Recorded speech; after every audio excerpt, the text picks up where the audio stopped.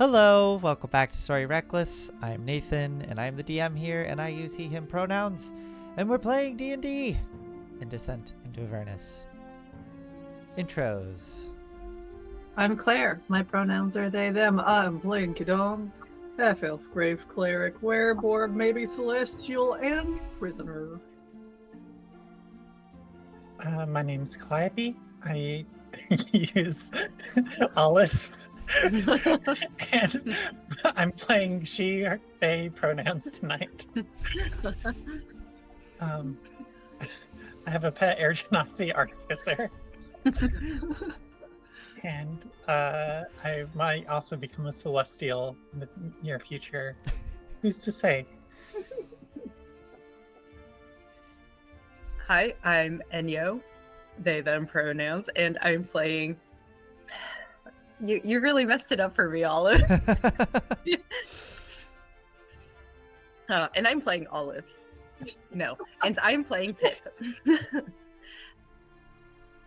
Yeah, an alchemist. There we go. An alchemist satyr who has infernal bits through a really bad deal that she made out of desperation, but is still going to try and maybe become a celestial too. Wait, yeah, what happened with that infernal bits thing? Like, you were growing horns at one point every time you lied. How's the horn situation looking for Pip? I don't know, I just haven't lied. I don't want to find out. Yeah, it just hasn't come up. All right, well, if that's all the intros, I think we can go into a recap and then jump right into this. So let's do it.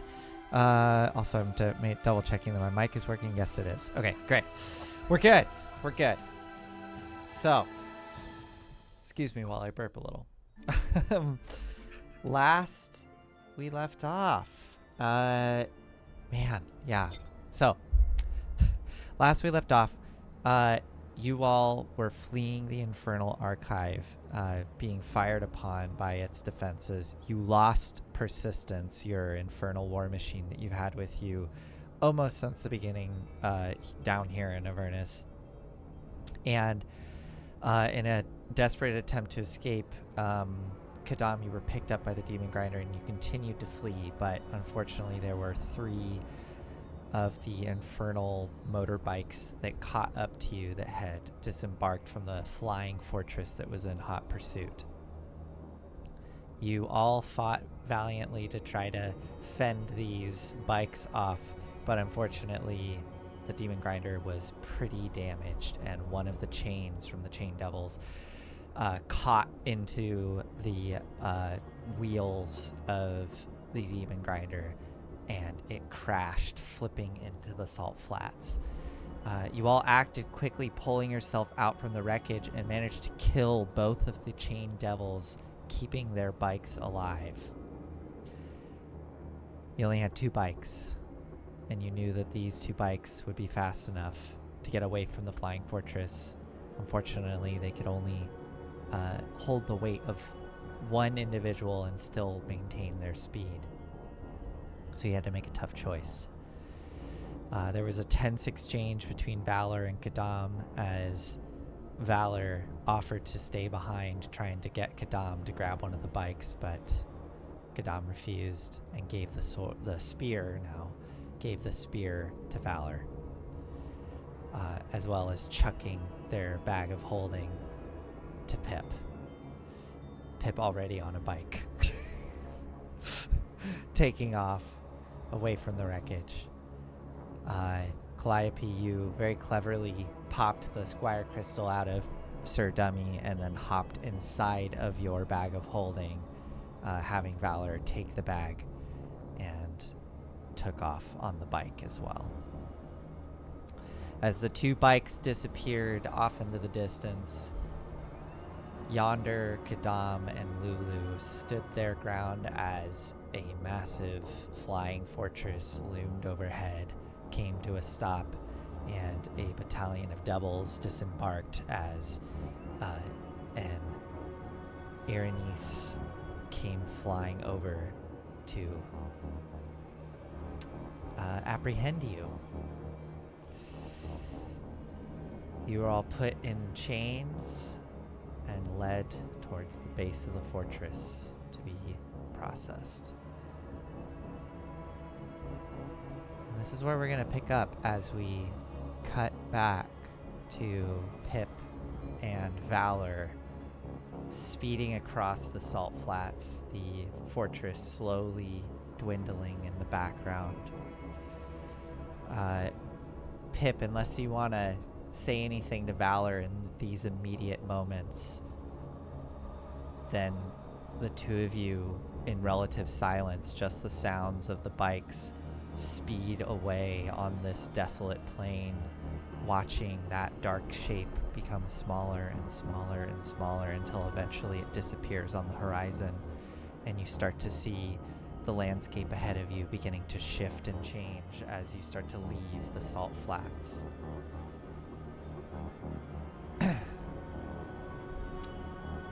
Knowing that Calliope can be within the bag indefinitely, Pip, I guess I'll ask you, how long do you want to drive before doing something else? Like, what's your plan here? What do you want to do? You're starting to see the normal, like, Avernus landscape you're used to, of kind of a pockmarked wasteland approaching as the salt flat begins to transition into, like, you know, gullies and craters and war-torn environment. But yeah, what do you want to do? Pip kind of calls over to Valor. I think Pip has occasionally, at some points during this ride,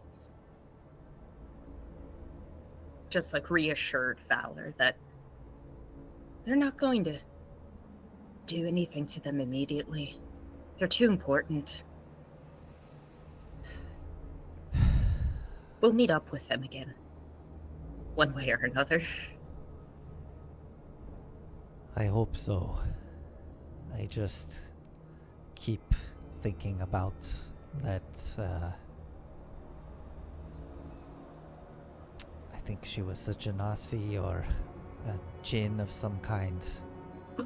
Rosala, strapped on the front of Zariel's flying fortress.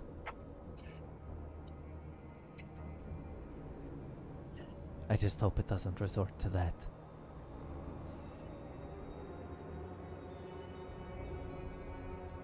Well, nothing we can do about it right now. Unless... No, there's nothing we can do about it right now. Well, I'm Take it interested away. to hear what the unless was. You want to go ride back there in a blaze of glory with me?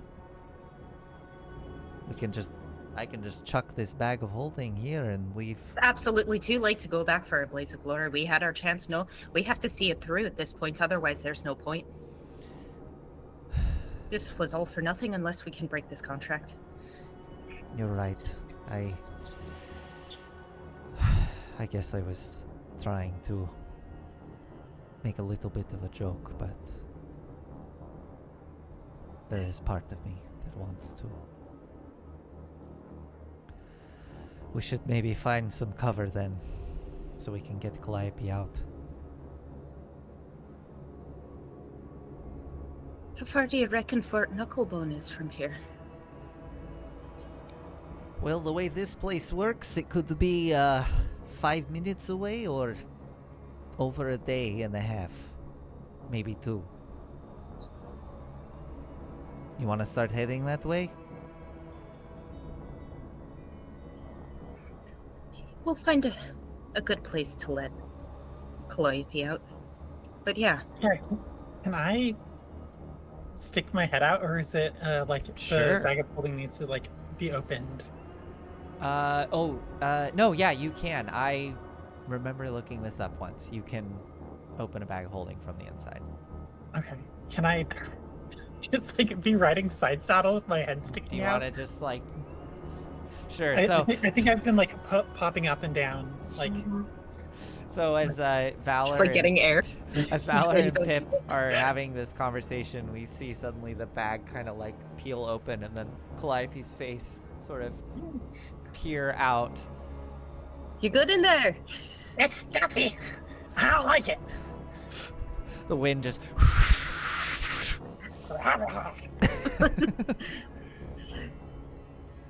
Let's find shelter. Yes, we were just talking about that. Try to find somewhere to get safe and then figure out what to do.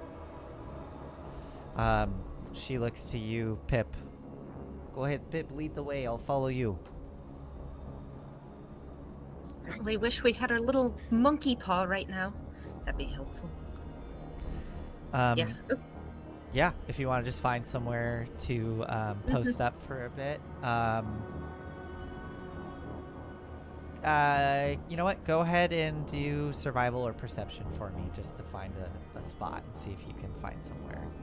I would love to.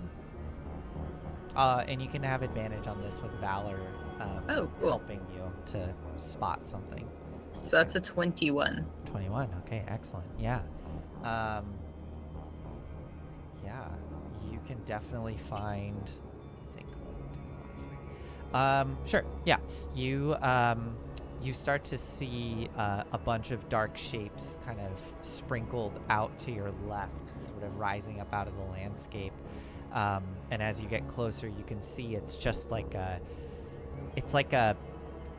boneyard of war machine carcasses. There's just a bunch of rusted, pockmarked, destroyed war machines that seem to have been destroyed who knows how long ago in some sort of battle. But there is one in particular that looks like it was probably kind of a demon grinder style machine. It's quite large, and almost like the carcass of an animal. There's a large kind of serrated hole in one side that's sort of blown open, and it looks like you could probably fit both bikes inside of there, if you wanted to get out of view of things. Into the guts of the war machine we go. Great. Yeah, you pull up, have to kind of dismount and wheel the bikes inside, and you find yourself in a sort of dusty interior. There's quite a bit of like sand that is built up in here, and then the kind of deteriorated metal ribs of this thing above you, with like strange pieces of wire and bits and pieces sort of hanging from the ceiling as you crawl inside this ruined war machine. Valor pops open the bag, and I guess with the bag open looking in, it just looks like, you know, an empty bag. So she kind of sits and goes and reaches a hand in, and Calliope, you suddenly feel a hand like grasping at your head, and then she just sort of kind of retreats for a second, and then just lightly taps your head, and then pulls the hand out. Crawl out. All right, you crawl out of the Took bag. you long enough. Well, we're trying our best to make sure we're safe. Seems good enough. We'll see about that. And Calliope's gonna climb out and is gonna start pacing a perimeter. I would like to cast Mordenkainen's Private Sanctum. Yeah, totally. It takes 10 minutes, Okay, but makes the area magically secure. We can't be spied on, etc. great. Yeah. I think if I remember, you've done this once before. It was like you were almost Yeah, I basically tried- putting tinfoil everywhere, basically. Yeah, I tried to doing it on the Demon Grinder. Rip. Yeah, you can Yeah. totally do this. You get it all set up. And I think Calliope is just like pacing like the outsides of this, just like spooling out like bits of like wire. Just, and like if anybody like talks to her, she's just gonna like snap at them while she's doing this. Okay. Yeah. The 10 minutes come to a close, and you finish that last little bit of spooling of wire and get the last little piece situated. And you, what effects does it have again? It like stops scrying and It anything stops else? running, stops sound. I'm gonna make it so It's also like dark and foggy, so you can't see through it. Cool. Okay. Nothing can be So- targeted or teleport. So this barrier kind of appears around you, and all of the sound of the wind outside just stops, and all of you suddenly feel this kind of almost like stepping into a sound booth. This sort of close feeling inside this space. I'm gonna actually let it be see-through so we can see if anything's coming. Great. Okay. Cool. So it's just the auditory effect. Great. Yeah. Okay. That numbskull, that nimwit. What were they thinking?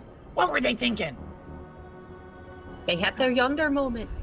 Yeah, they don't let Yonder have their Yonder moment. Why can't they get a Yonder moment? I thought they were anti-Yonder moments in general. Guess not. We could really use their help.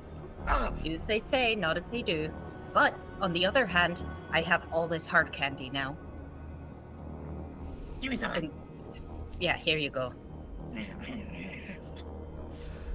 It Tastes doesn't. like Irish. Everything tastes like cat in here. I don't even know why I bothered. Out of spite. I tried to get them to go, but They could have even like just like split up.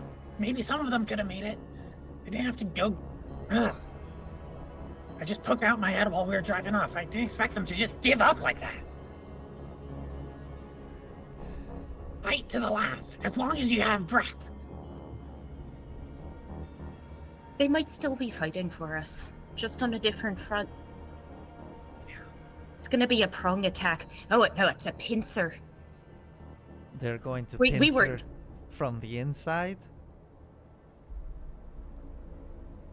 An internal pincer's the worst. You don't expect it. Yeah, you're not wrong. We'll let that lie. We'll let that lie.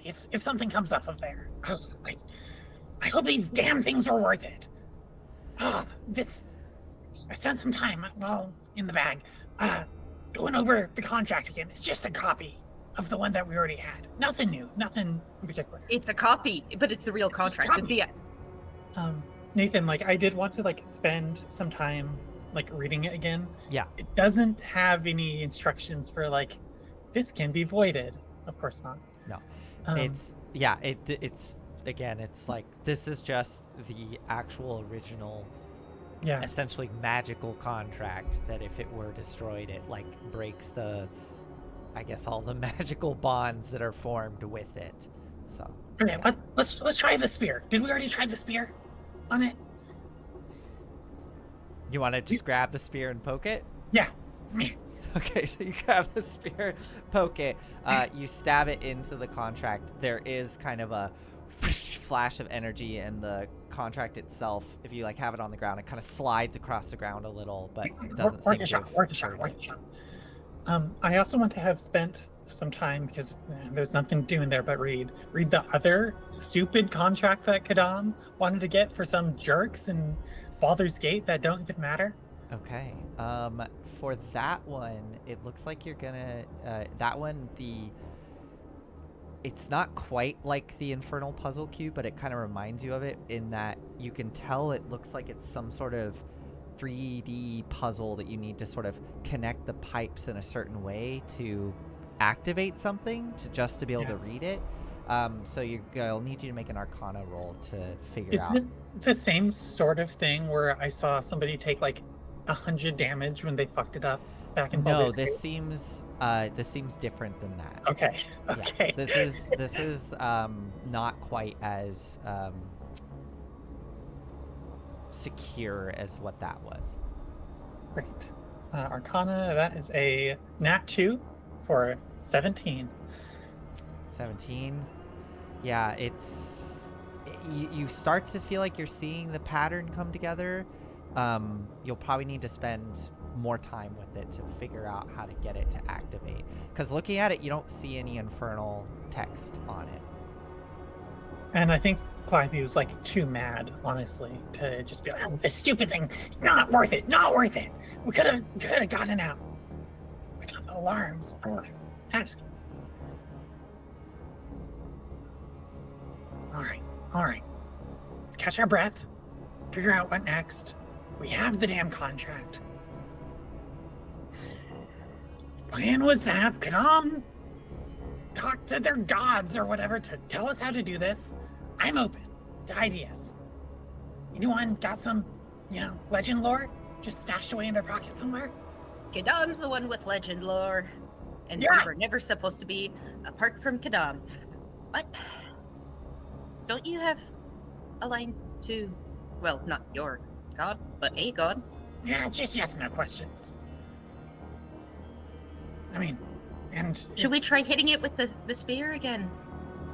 and here, hand you the spear. I'm sorry, or touch. Sorry, what are you hitting with the spear? Just the contract again, just for just until. The Elturel one? Yeah. Okay. Another flash. It kind of. Well, where is somebody holding the contract, or do you have it on the ground? On the ground, just Okay, spearing yeah. it like spear fishing. So yeah, it just kind of moves across the ground a bit with each hit, with a little flash of light.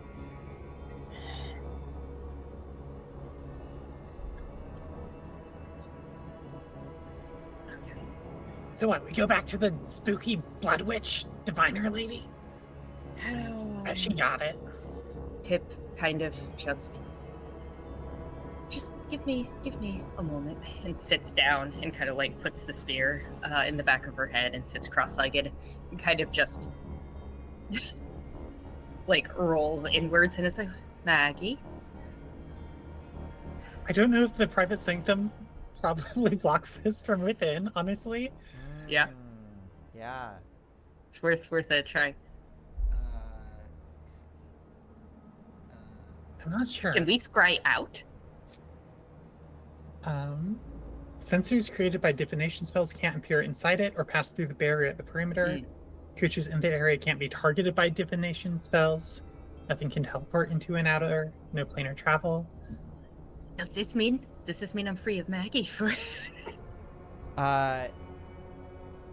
So it blocks planar travel. It blocks scrying. Blocks sensors going one way or the other. Sensors. That's probably the one. Okay. Does it block? I wonder.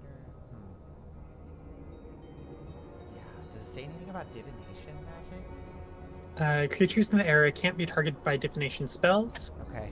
And sensors created by divination spells can't appear or cross.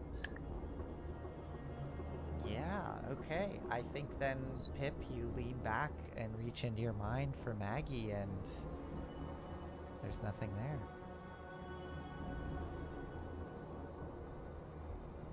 Well, that's unusual. I feel like I need to take advantage of this, but I don't know how. Calliope, just ask your god. But if you're trying to talk to your little hitchhiker, you can just walk outside.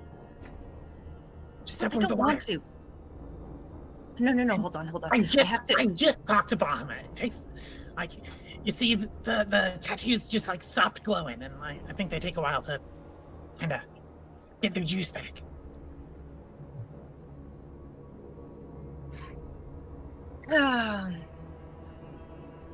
Okay, but this is good to know. I think Pip just sort of sits there for a few more minutes, just sort of enjoying not having a hitchhiker. Mm-hmm. And then steps outside and like shouts in her head like, Maggie! You shout in your head, and then you kind of feel that sudden, like, burbling up of, like, satisfaction rising up within you, and then you hear the familiar voice. Oh, this has been so delicious. I lost you for a minute there. Shaky connection down here. I'm sure. What can I So? do for you? I'm sure you're aware of our predicament. hand, we need to know how to destroy a contract. Ah, yes. Yes, okay. Why don't you bring it to me then? Can you direct us quickly or conduct us quickly to your abode? Oh, just use the little hand I gave you. We kind of lost the little hand. The little hand went kabloom, along with everything else that we own. Yes, Those I cannons that they have, sensed they're serious something. business. It was... Oh, I got glimpses of what was happening. It was so exciting. I just assumed you would have grabbed something so important before fleeing. We were a little busy. I guess you'll just have to find your way here all on your own. Good thing for you, the way things work down here. If you've been somewhere before, you usually have an easier time of finding it. You'll be fine. I promise.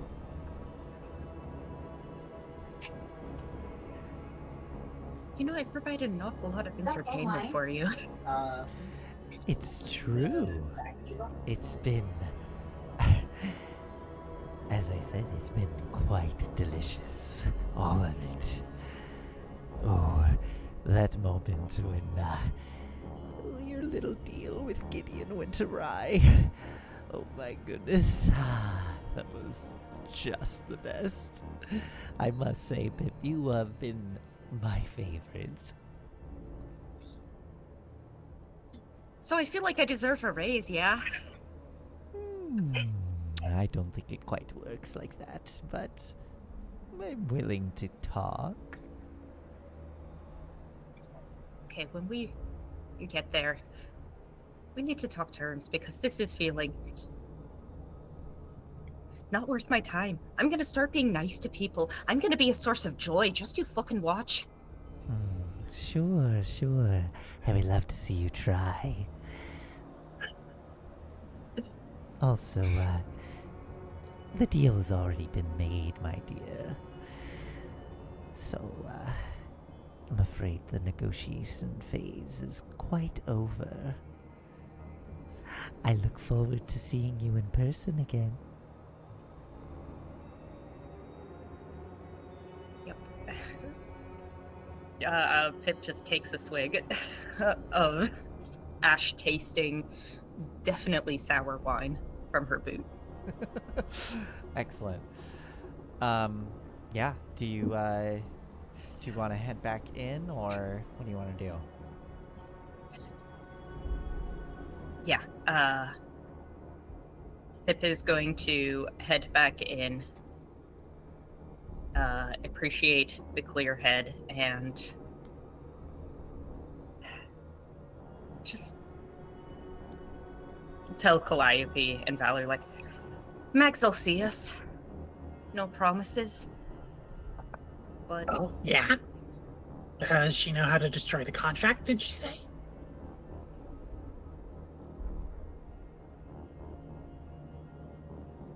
holy shit, did I ask her that?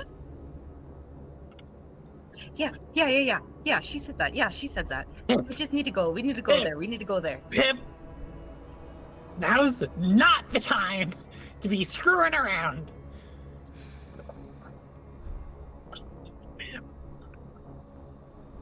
Look, you say it's hard talking to Baphomet. It's hard talking to her too, okay? She gets in your head. She's like a little worm.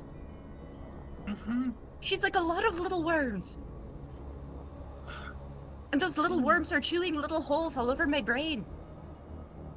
Pip. We got... This whole thing has always been flying on a hope and a dream, holding on by like a hair's breadth. Just... I've given up so many times, and then we keep making breakthroughs. But I don't know. I feel like I'm at my wit's end, Pip. I'm at my wit's end. And showing up to a hag who just wants all of the things that we've collected, like, why would she help us? What's she gonna take this time?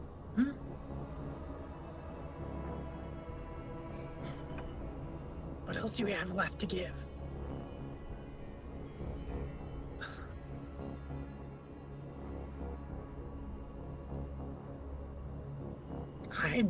I'm compromised with that deal I made. You're compromised with deals you made. Valor, I think you're the only one who's come out of this like unscathed, obligation-wise.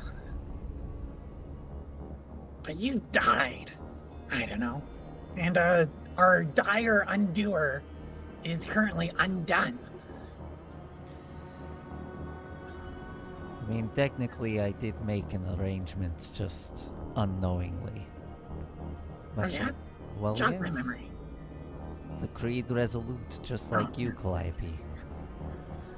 You should be able to do that. Make contracts that you don't even realize that you're making. I agree. It's not really a contract that you're making then. That's just a gotcha. Look, we need to know how to break this. We need to end it. I'm so pissed. I am angry. I have emotions right now. And I can't think clearly. I need some time alone. I'm never gonna let anyone be left behind again. This is a great spot. I need a couple hours. All right. That felt like an insult sandwich, not a compliment sandwich. Why? I am angry. Okay. Use my words. And Calliope is going to turn and just start like banging on metal and pulling out the glider salvage that I've had in my bag of holding since the beginning of this. And Calliope is going to start working on something. Okay. Great. I think Pip is going to turn, or do you want to narrate that, Olive? Okay. Pip is going to turn to Valor and just say, like, do you want to move just right outside this bubble and we can just see how Kadam's doing? I mean, yeah. Do you have a way of doing that? Pulls the orb of dragon kind, which grows bigger and starts to get all misty. Right. Sure, yeah. I would mind doing that. Yes, of course. Let's just... I kind of don't want to be alone, and Calliope really, really does not want to be around me. She looks over, sees Calliope there. Bang, bang, bang, bang. Yeah, let's give her some space. And nods towards the outside. Yeah, she'll join you outside. And you want to just take that orb and what are you going to do with it? I have to say the magic command word, but I'm really bad at pronouncing it because it's in like Draconian or something. I don't know what the language is. And Pip just says it and is going to try and scry on Kadam. And Okay. I'm sure Kadam is, yeah. I believe you have to I have to what? uh, I'm already attuned to it. activate it with some blood, right? Oh, Yes, yeah, you do. right, yeah. Activate it with blood. So go ahead and, if you're going to cut yourself, go ahead and roll a d4 and you'll take that much damage. Great. Actually, I'm just picking the scab off, but it still hurts. 4! Oh, that was a big scab! Oh, the scab is really going! Yeah, it's definitely one of those, like, you kind of, it was a bit too early, and Ooh, that you one's go a bleeder. to do it, and it just, and then it just starts bleeding all over again, and just, like, tons of blood coming out. But, hey, you're good. You can definitely activate the orb. Okay, and you're going to cast Scry. Great. I don't think any rolls need to be made, because Kadam informed me before the stream that they are opening themselves up to anything. All divination magic, yes, please. So, let's cut back to Kadam, Lulu, and Yonder a little before this scry moment happens. As we see the three of them being led across the salt flat to the bottom of this immense flying fortress. You can see Kadam, the tip of it that kind of like curves out towards you, almost like a claw. You can see the strange sort of striated black obsidian-like shape of this thing, with sort of rivulets and veins of that infernal kind of red-orange running throughout it. And you can watch as down towards that tip, something almost segmented sort of peels open as what looks to be a red doorway is being revealed, and a small sort of ramp kind of unfurls out onto the ground, and all of the bearded devils behind you start leading you towards this ramp as you are led up into the fortress itself. The very bottom of this thing is not a very large room, but there does seem to be one large kind of service elevator, essentially. As you are led onto that, you now hear that sound of thousands of screams sort of kind of muffled through the walls of this place, almost coursing up around you, as you are pushed onto this elevator surrounded by soldiers. Lulu, I think Lulu at this point is almost like a dog or a cat is like on a chain, and she's sort of trying to flutter next to you, but sort of being held there. Yonder kind of pulls in next to you, looking down at the ground, and you then are surrounded by soldiers as this lift suddenly starts to rocket up, and you see floors flitting past, and then it sort of comes to a stop relatively quickly, and the doors in front of you, big iron doors, slide open. I will just gently touch the back of my hand to Yonder's. Yeah. As we're in the elevator. He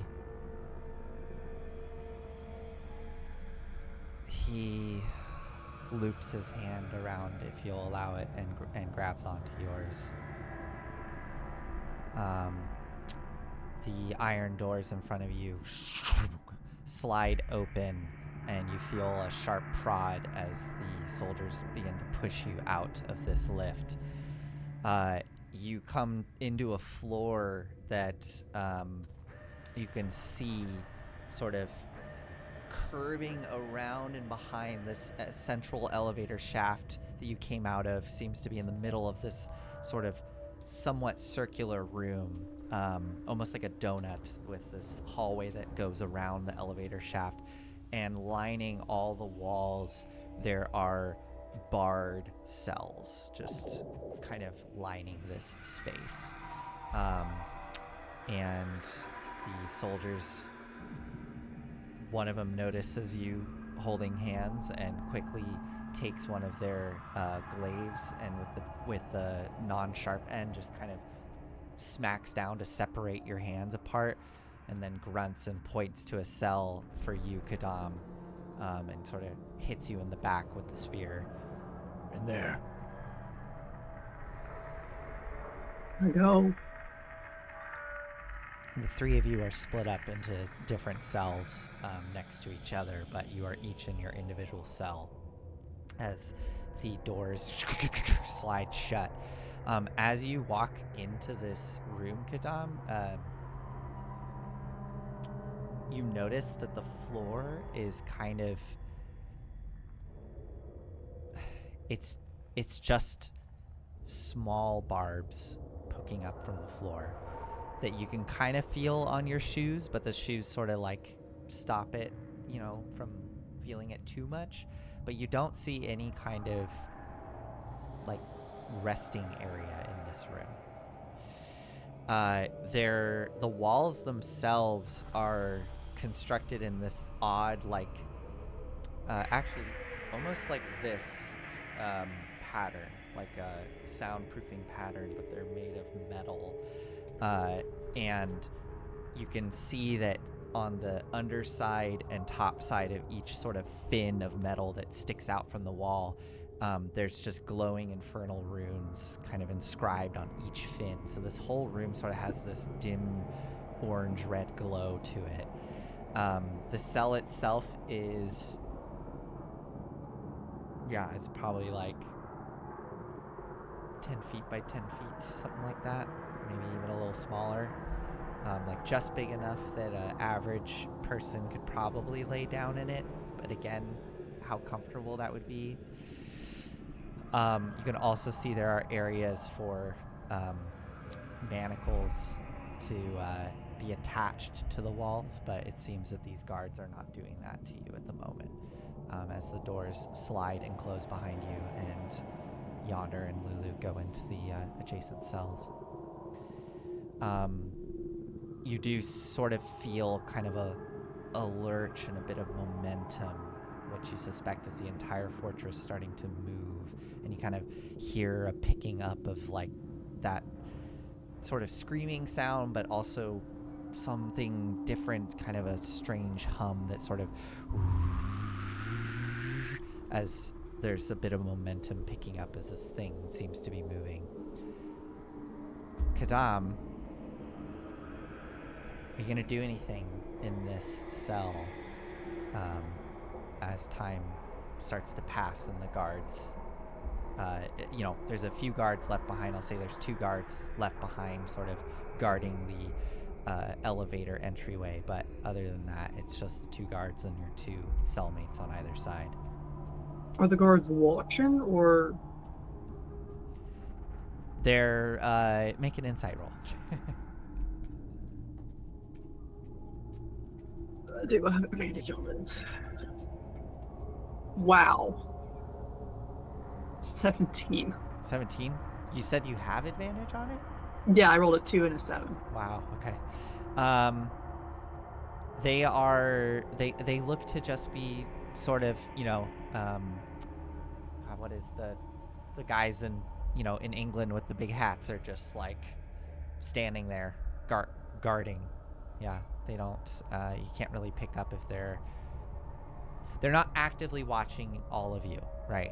But it's not like there's a lot of places to go in here, so they don't seem too concerned.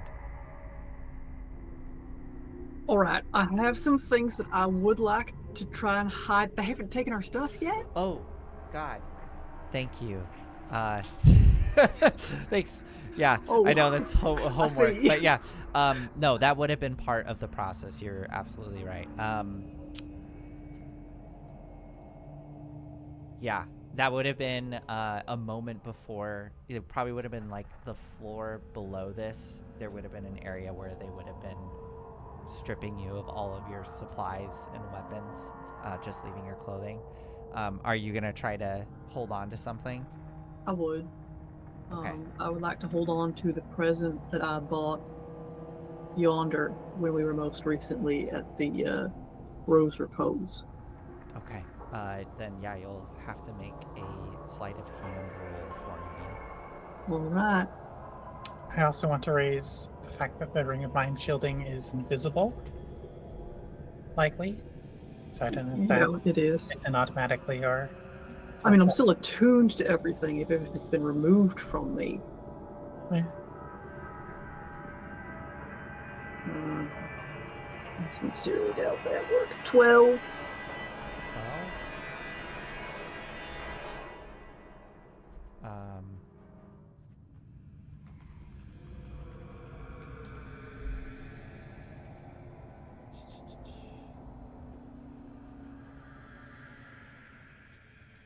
Yeah, okay.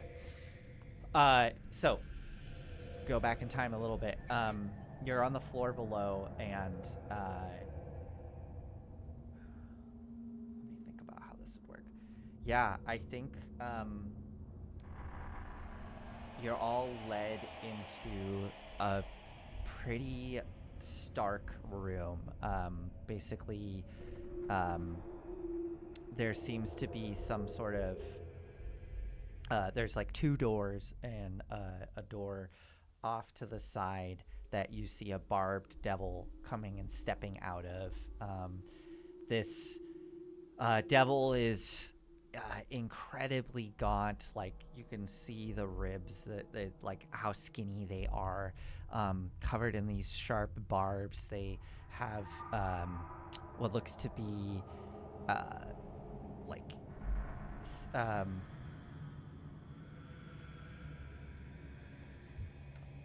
they have like a thick sort of leather apron kind of on, and a big belt with like what looks to be a huge bundle of keys, and they're gripping what looks to be a whip at their side as they gesture for you to go into this other room, which is incredibly stark, just like a big iron box essentially that they lead you into. And this devil is kind of eyeing all of you carefully as the guards start going through and taking all of your items off and just throwing them into a pile in the corner of the room. Kadam, how do you imagine trying to like conceal this object? Are you like...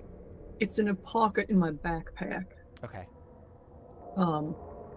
As I'm taking off the backpack, if I could just like slide a hand in, shove it down my pants.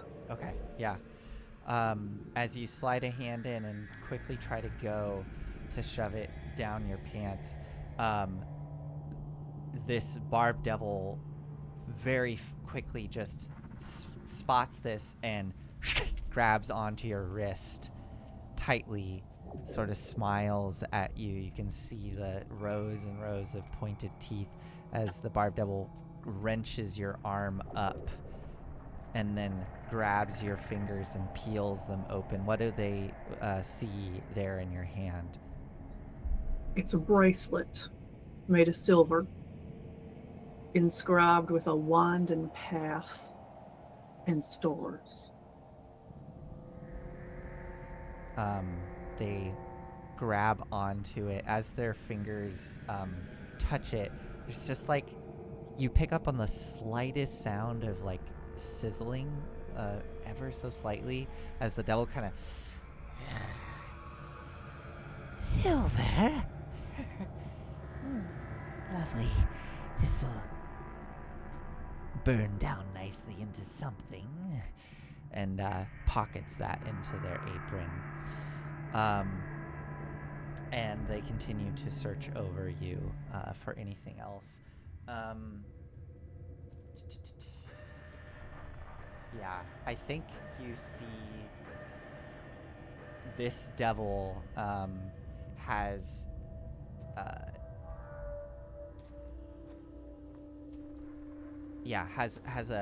like a pair of spectacles, these kind of really thick kind of iron circular spectacles that they adjust on their hand once you've had everything stripped of you, and you watch them sort of do a quick hand motion along the side, and there's a couple of runes that kind of light up, and you see a flash across the lenses as they start scanning all of you. If you're not trying to hide anything else, I guess the only thing they would see is a glow on your finger, right? Yeah. Okay. Yeah, so they spot that and they kind of smile. Oh, what do we have here? And reach down towards your hand. And they are going to feel and find that ring and try to pull it off. I'm assuming Does it come off? I don't know. I think it Clappy. does. Unless there's something that says it sticks to you for some reason. Nope. Yeah. I Right. guess it slides off. Does it become visible once it's off of you? Yeah. Okay, so it appears, and they kind of look at it through the spectacles and then sort of go down and inspect it. Ooh. Quite tasty, this one. I think I'll be keeping this for myself. As they kind of struggle to slide it onto their big bony finger, and It's gonna take some time, I guess. It does. It takes time. I imagine it will fit eventually, though. and they keep inspecting, but if you're not hiding anything else, they don't see any other magic light up. Do I want to try for my holy symbol? That's a heck of a lot larger than a bracelet. You can try. You can make. I'll let you do one more sleight of hand roll if you want to go for it.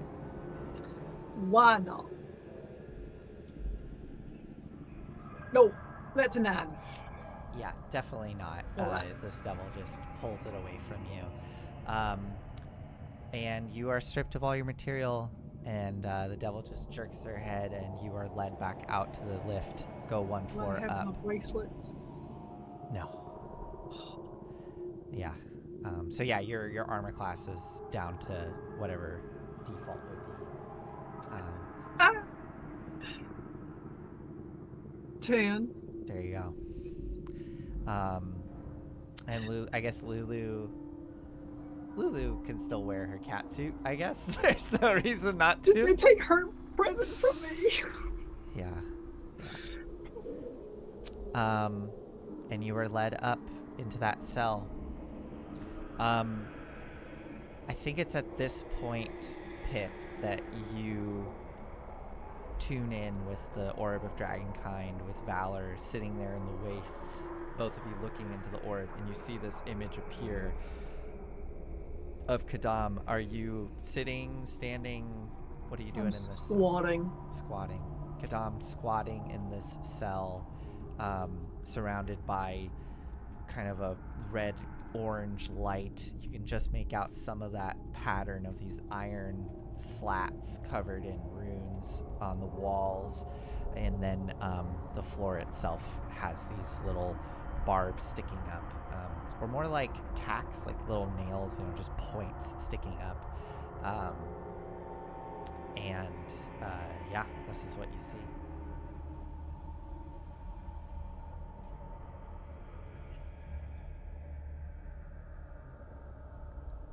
They look kind of naked without. What is it? Oh, the bracelets. You're very quiet. Oh. Dang. Okay, I'll figure that out. You're better You're good now. You're good now. Cool. Okay. Yeah. I think Pip and Valor just watch Kadam for a little bit, try and glean any. Wait, we're not gonna do. I mean, we're not going to storm a fortress. We're obviously not going to do that. I think we're going to need a lot more resources for that, but hey, we just broke into, well, yeah, we just broke into some sort of crazy infernal archive, so doesn't seem out of the question. You know, if everything works out. Well, I guess right before we got captured. Well, we didn't get captured. Right before Kadam had to go do their thing. Mm-hmm. It was kind of the best, coolest thing that has ever happened in my life. And honestly,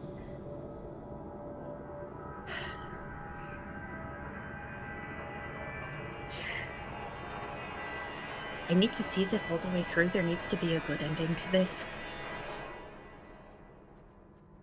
Yeah. A good story is the only thing that I'm ever going to get out of anything. Well, I think you have the good story covered. I mean, it might end in a bad way, but if you tell anybody this story, I'm sure that they will listen. But, yeah.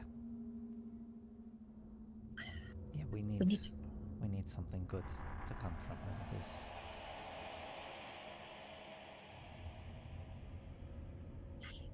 Do you have any thoughts?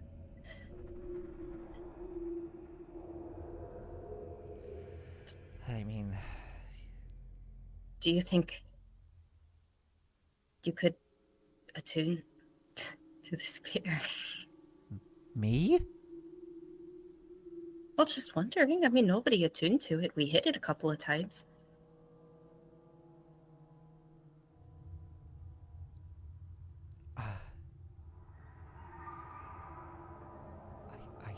I guess I could.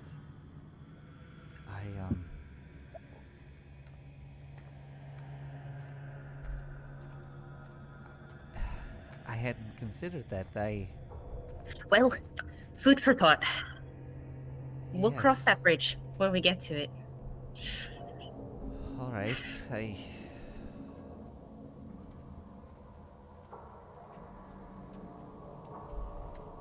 I would definitely consider it if it means we get out of this thing and we accomplish what we set out to do. I don't know how that thing works though. It seems like Kadam, I feel like Kadam mentioned it almost thinks for itself. It has to choose or something. Just a swirl and contingency plans. We need to have an actual plan. Is Calliope done with whatever she's doing? Maybe she needs help. Yes, we should probably go check on her. And as the scry spell fades, and you both go to head back inside, Kadam, you're sitting here in this cell, squatting, rather. Are you gonna do anything while the time passes? I think I almost reflexively try and cast Sending. And can't. And then kind of argue with myself for a couple more minutes. And then just call out, Lulu?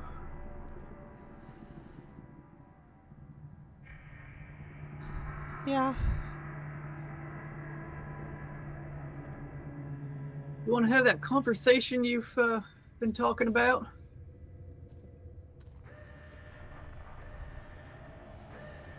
Which one, Kadam? One with your old friend.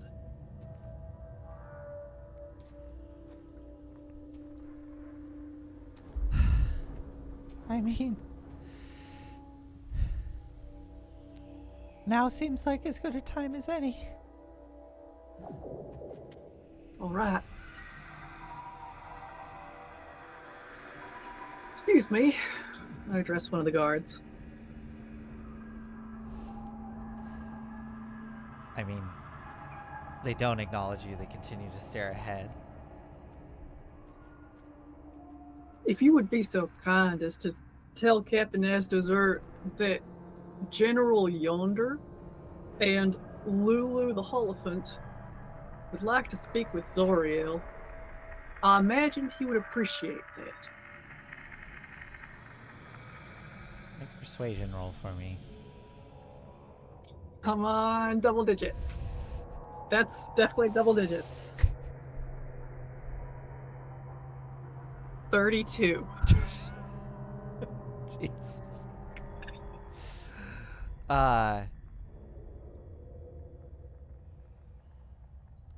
The guard makes eye contact with you and nods and turns, says something in Infernal to the other one, and steps into the lift, and you watch it disappear.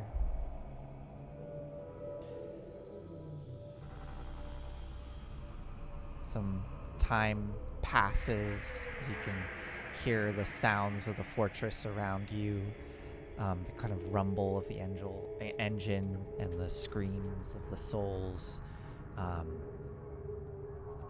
You hear sort of like muffled and echoing throughout this space what sounds like kind of voices being amplified over something, kind of up above, just the sounds of from our world. It sounds like something over like a PA. Like there are voices sort of like calling out things throughout this space in Infernal. After a bit of time passes, you hear this rumbling of the elevator once more, and the bars slide, or the door, sorry, slides open. And standing there, you see the guard accompanied by the captain. This Iranese captain,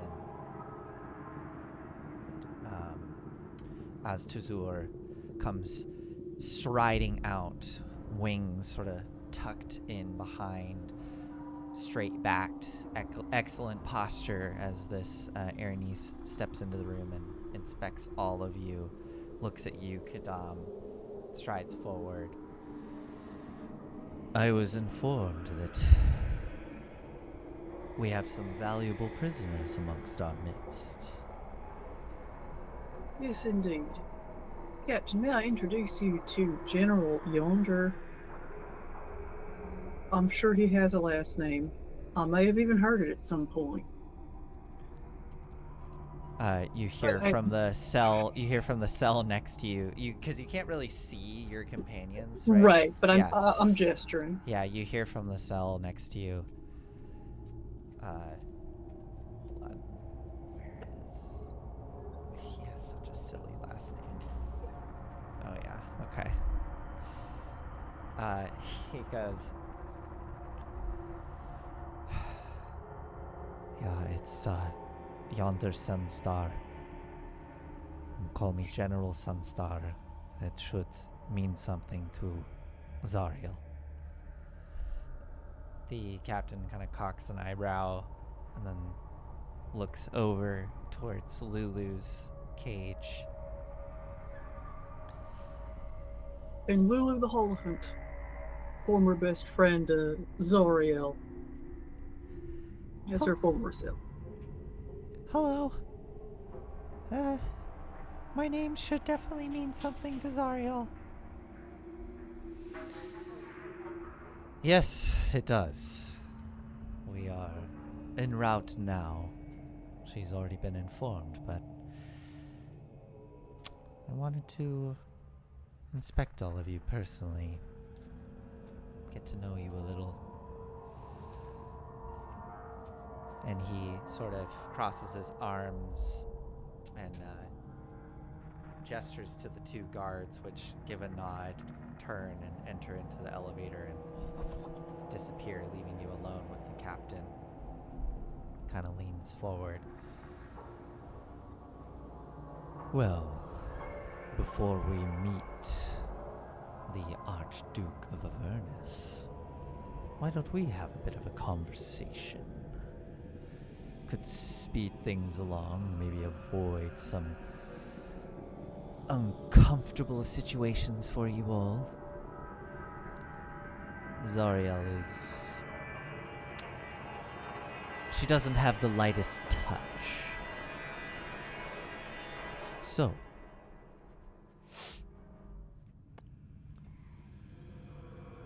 what were you doing in the archive? Stealing contracts, Clearly. believe it or not. I've been informed of the contracts that are missing. What is your intention with these contracts? You know, there's actually one that's missing that we didn't take. The one between Belle and some mortal recently arrived in Avernus. I know it's missing, but we don't have that one. You didn't answer my question. Could you repeat it, please? What is your intention with these contracts? What do Well, you intend to do? Take them away from the archive, which we have succeeded in. Indeed.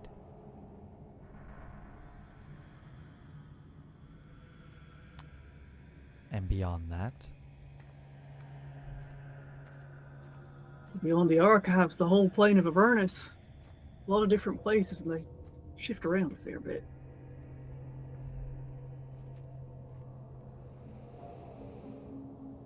You're testing my patience. Seems relatively short.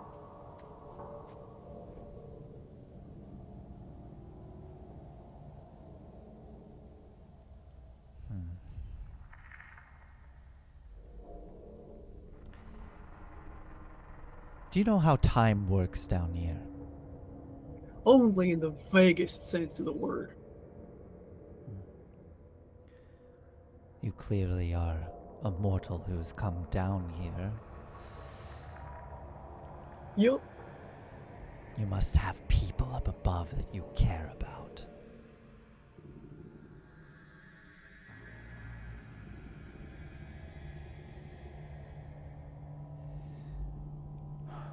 We get to hold on to you for as long as we like, and time up there will just go whizzing by. I'm aware. I will eventually die of old age.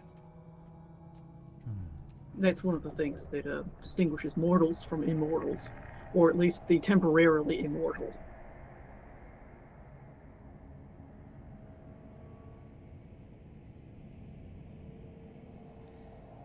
Yes, but you've gained the attention of Zariel, an Archduchess of the Hells.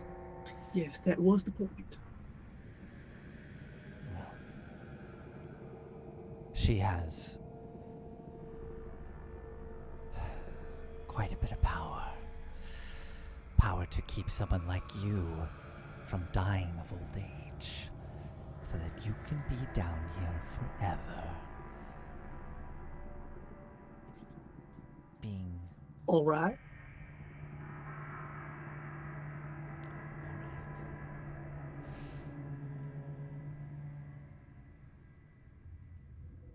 I must admit I know a relatively limited amount of what Zoriel is capable of.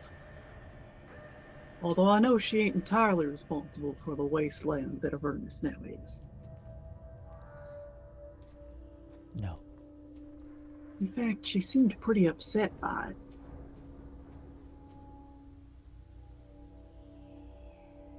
Are there any gardens here anymore? Gardens. I'm afraid not. A pity. How about yourself? When did you get down here?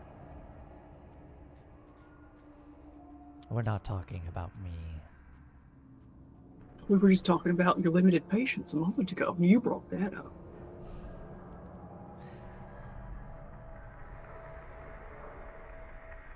You're good. Oh, quite good. thank you. I do try.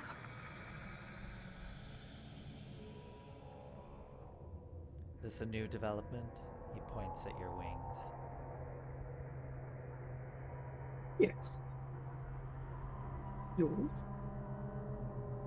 Oh, no. I've had these for quite a while.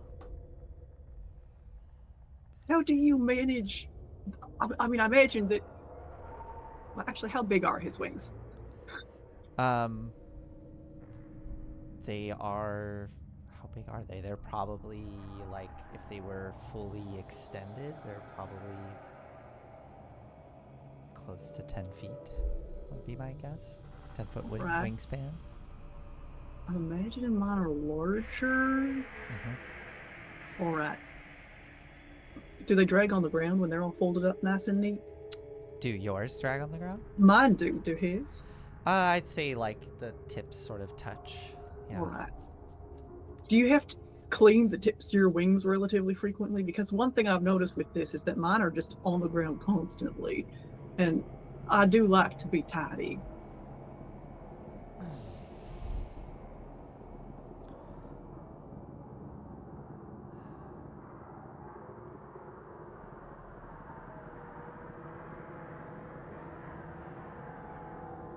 It's seeming we might have to try different means to motivate you.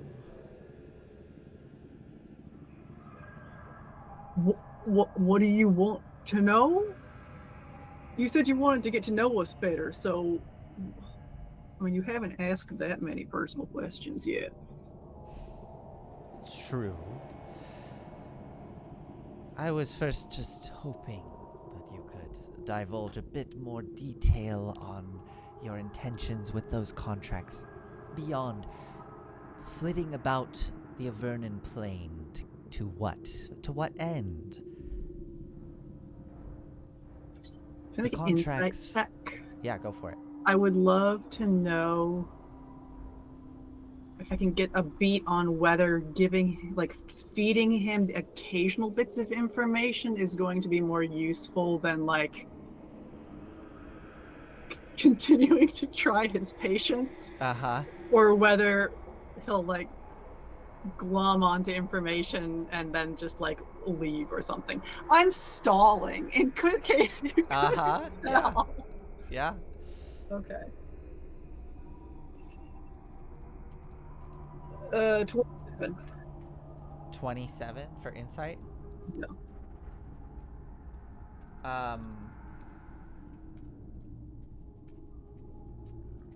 Excuse me.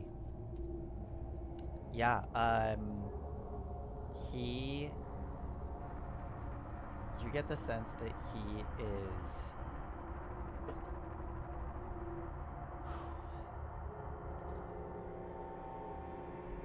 he is really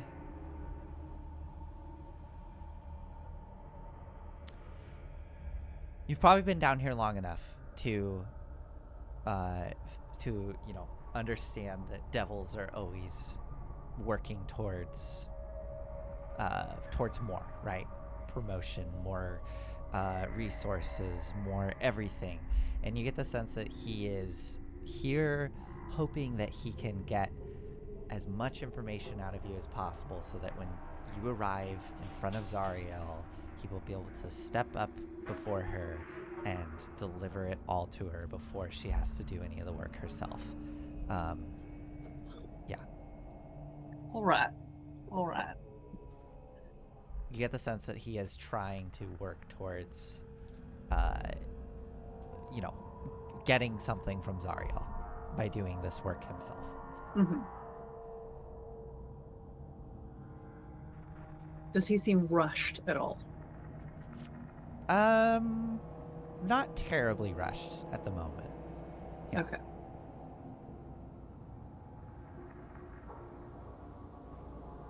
All right. We are attempting to destroy the contracts that we have in our possession. Oh, see, that wasn't so hard now, was it? It was all right. Perhaps we can continue this then. Exchanging of information. I'll admit keeping the wings clean can be bothersome. Especially when in combat. But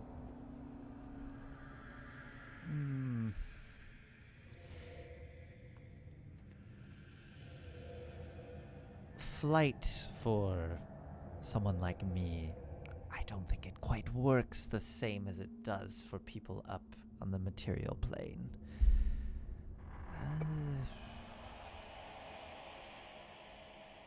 I see.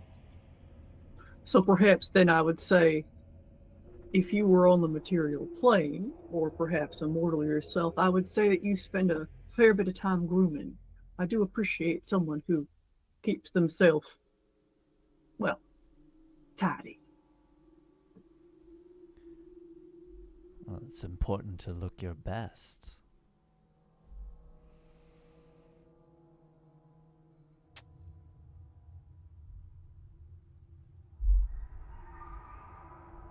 So, who were your other companions that fled? All right, so one of them is a hill rider, and one of them is a mercenary, and the other one I do not believe I've actually gotten the name of. Make an deception roll for me. for the name, right? I mean, you know the name of the other one, right? I mean, I know the name that she gave me. That's I sincerely doubt fair. that is her name. That is fair. Okay, yeah, I guess if you believe this, okay. Interesting. Okay, great.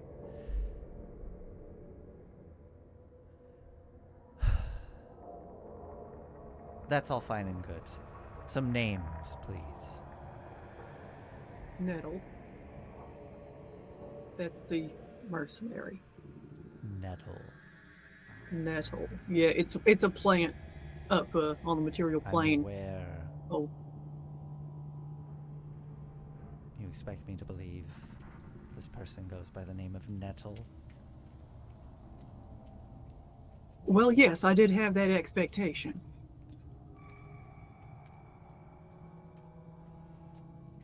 Do people not get named after plants down here?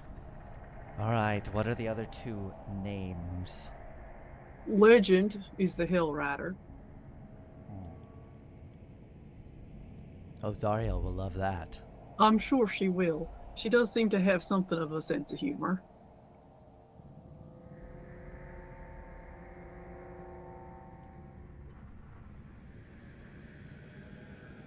And the final name?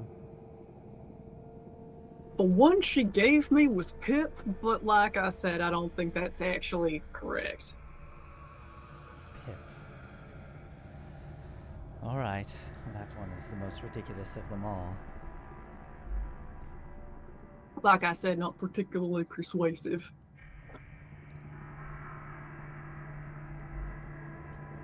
I didn't know any of them before all this started, so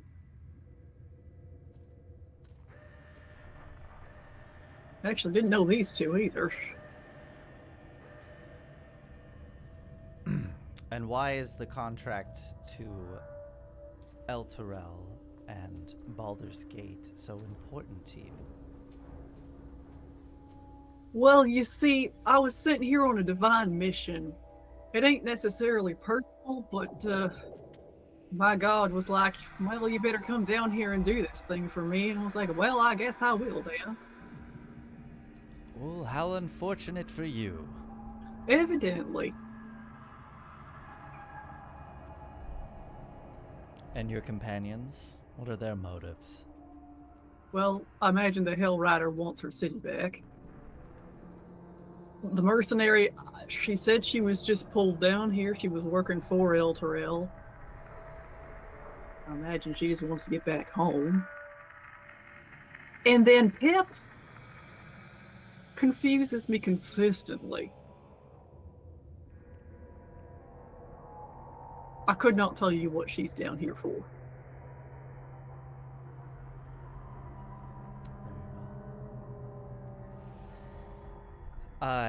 The conversation continues for quite some time, back and forth, getting as much information as possible from you.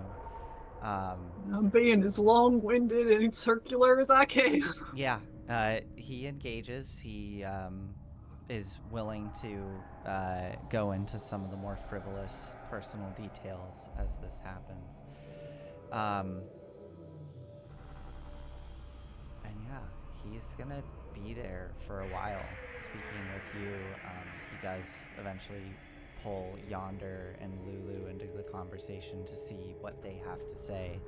And he just seems to be gauging all of you and just trying to get anything he can just through conversation. Mm-hmm. You are starting to feel quite tired, though, as I am wiped. the hours start to go by. And he just happily talks, and when you start to feel some of that weariness come over you, you notice he shifts all of his attention to you, sort of directly engaging, asking questions. Do you think at any point you feel yourself nod off or like start to get any of those feelings?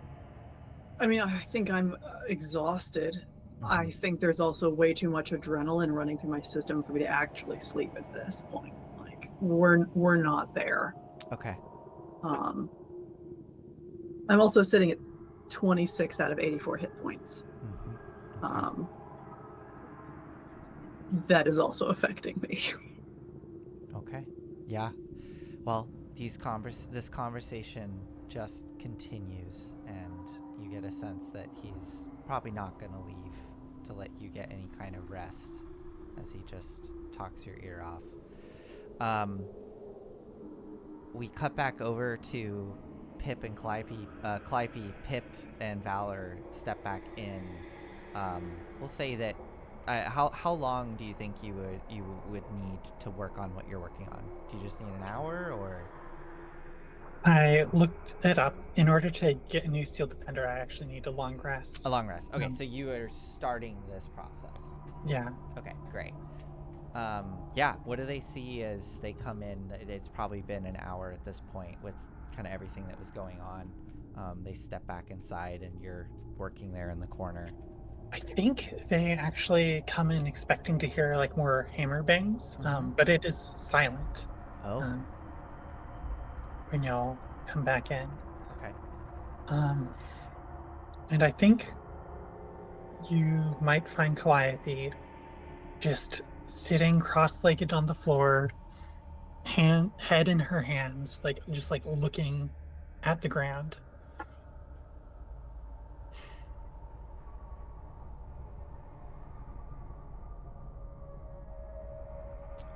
It makes desperate eye contact at Valor, and then is just like, Calliope? Do you need help? She looks up. She's obviously just been crying.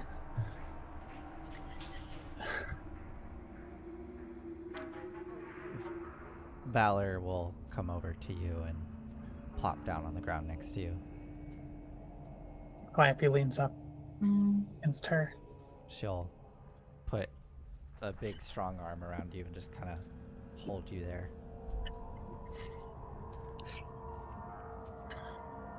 I don't know what we're gonna do. We're going to figure out how to destroy this contract. And then we're going to go to Elturel, and we're going to get everybody out. We can do it.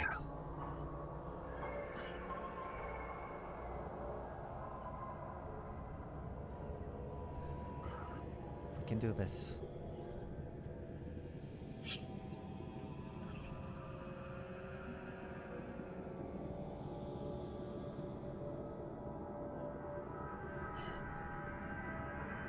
We've come so far on just... Yeah, we've come so far. It's not been like this before. This was always a risk.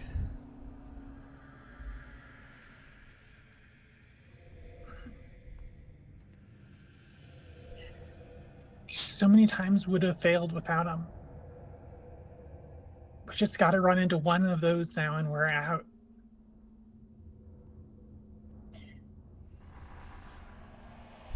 Then we won't run into any.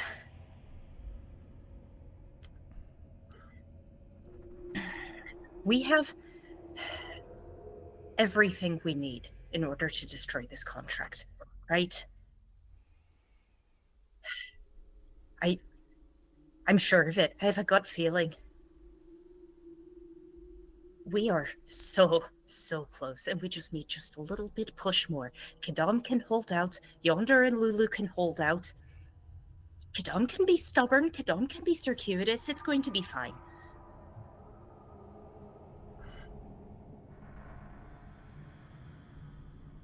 We will have lots of time for crying later. You can cry all you want. You can rail against me all you want. But for now, we're going to go to the person who probably knows the best about contracts here. And she's going to give her everything that we've worked for. She's not one to help out a charity. Of course not. We have everything we need, and we're also the most vulnerable we've ever been. What are you going to give in order to get Elturel back? Everything. Then we need to be prepared to give it. Doesn't matter if you give everything if it doesn't work. I don't know. I don't know what's come over me. Just Oh, I do. It's just a case of the melancholy. You just need to drain some bile. Don't worry about it. sorry, drink some what? I don't want to be preached at from your lofty academic position about my practices here right now. So, I'm not going to explain it to you. I think she said drain bile. Oh, I heard drink bile. No, drain it. Like, Ah, remove it. I think I've heard of this before. ah. Okay, you're right. We just gotta keep moving. We keep moving till we can't move no more. Bits and pieces of us falling off, like the demon grinder, till we go up, the big explosion, then we pick ourselves up and keep walking. No, we don't keep walking. We punch the bastards who blew up the machine, take their motorcycles, then we drive off into the distance, and when those blow up, then we fall down, then we get up, and then we start walking. Right. Until we fall. Yes. Until we fall down. Exactly. And then we get back up again. Yeah. You know who's really good at picking people back up? No, don't say it. Don't say it right now. Don't say it.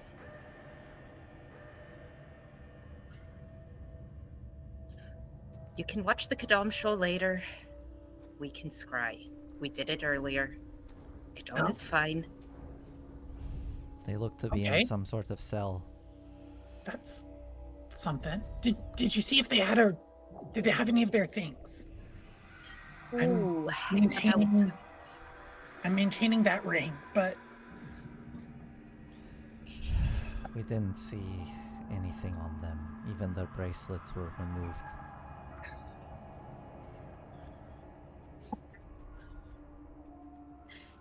But it's okay, it's the nadir. This is the part of the story where everybody is at their lowest point, and then comes the precipitous rise, the crescendo.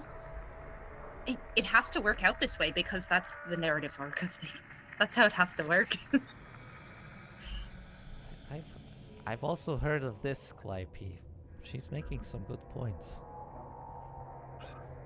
See, you have to believe in it. You have to believe in it, otherwise it won't work. If you told me, even 2 weeks ago, a couple 10 days, that I'd be here whining and crying, and y'all would be the ones to tell us to keep going, I probably would have been like, what led to that event? Yeah, this feels very uncharacteristic of you. I don't know. Things are changing. I got tattoos on my face. It seemed like a good idea at the time. Like we were all going through changes. I'm scared. I don't know how to be scared. It's okay, Calliope. It's okay. You can be scared. No, I don't. No, that you're not listening. I don't know how. Like, I feel it. Like it's underneath my skin. It's just crackling, and either I'm lying on the floor and I can't bring myself to do nothing, or it's just all, brushed away, and I don't think about it.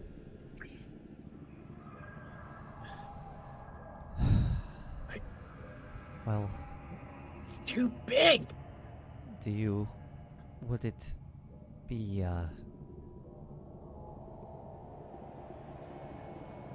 would you like to hear what I do when I'm scared? Yeah, sure. That'd be great. Open to ideas.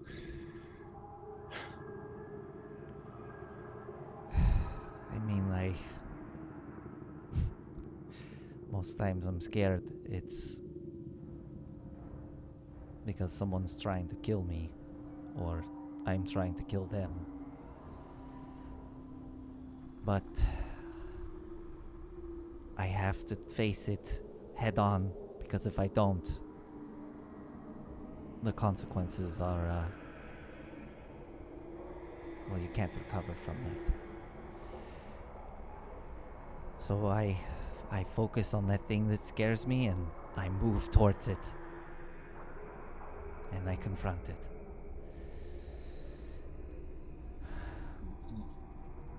I focus on the things I'm good at. I know what to do. And it helps me solve those situations. I don't try to be someone else, I just be myself. I focus on the things I know.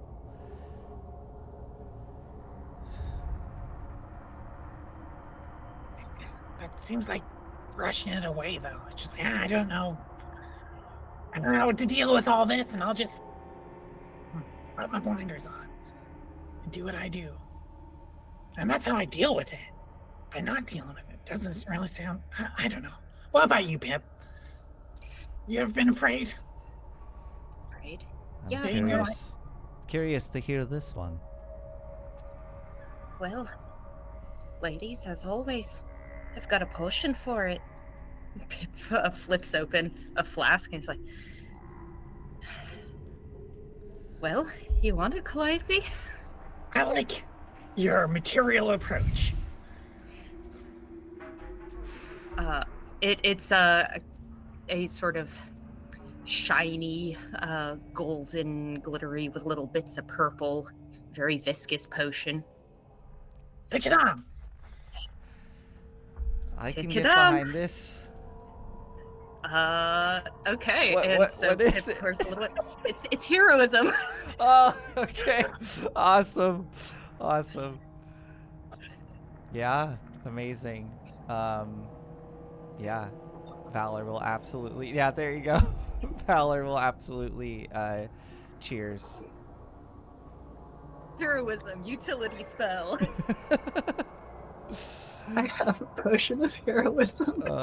Amazing. There's a little D4 in there and a piece of script that says add 10 temporary hit points. Oh my god. Amazing. Yeah.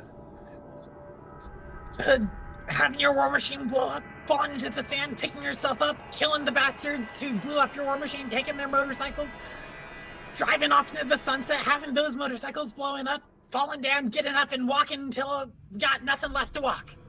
Here, never stop blowing up. Never stop blowing up. Never stop blowing up. Perfect. Shoots it. Great. That actually seems like a good spot to end. It's 9 o'clock. As you all finish those drinks, and we'll just say, so we can start next session fresh, you all finish your day out, and you can take a long rest if you want to rest here. Are you actually, good question really quick, are you gonna rest here in the carcass, or are you gonna try to push on to your next spot? Do y'all need long rests? Pip and... Oh, I don't know. Yeah, I don't know if Valor needs a long rest. Valor's fine. Yeah. Yeah, I how are don't you looking, Pip? I could take a long particularly- rest in the bag while y'all travel. Just That's to so yeah. funny. make some Oh time. my god. Okay. I'm gonna Okay, bring a whole bunch fine. of salvage into the bag with me. Perfect. So then, in that case, you all cheers, and whether you're going to Mad Maggie's or not, we'll see. But I think we end it with slowly pulling away from the carcass as we see the two bikes peeling off and continuing on their way through the wasteland to wherever they may go next. All right. Thank you, everybody. We'll see you next week as these two figure out what it is that they're going to do. And Kadam continues to be talked at. Persists. Yeah. Persists within the flying fortress. All right. Thank you, everybody. Persistence was within us all along. Yeah. We will see you all next week. Have a good evening. Goodbye. Bye. Night.